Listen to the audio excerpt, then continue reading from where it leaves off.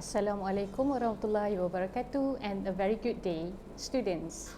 I am Miss HAYAT from SMK TAMAN SELASIH and I'm here today to share with you some tips and tricks for guided writing, which is going to be in your paper 2, part 2. Let's get into it. These are the marking criteria that you should be aware of. The first criteria is the content. You should answer all tasks to get a 5. So there will usually be 3 tasks that you have to fulfill, and by fulfilling these 3 tasks, you will get a 5. Next is your CA. CA is communicative achievement. And how do you get this CA? You will only get a 5 for this CA if you can hold the reader's attention. That means by minimizing your errors and by using the appropriate tone and style for the writing.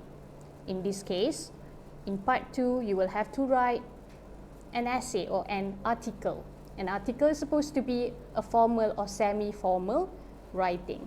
So you should not use contraction, and you should write in a way that an article should be written, which we are going to dive in later.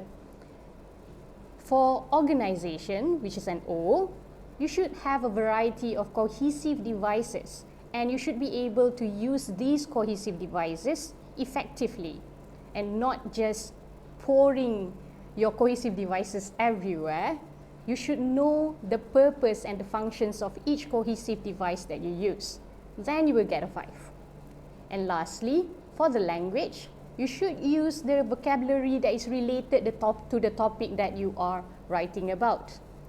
You may also want to use less common lexes. Less common lexes are words that are appropriate for the topic and also that is not commonly used. Alright. And the secondly, you should use some complex sentences. And how do you use complex sentences? That is by using your fanboys and also some words such as if, because, as, things like that. When, then you will get a 5.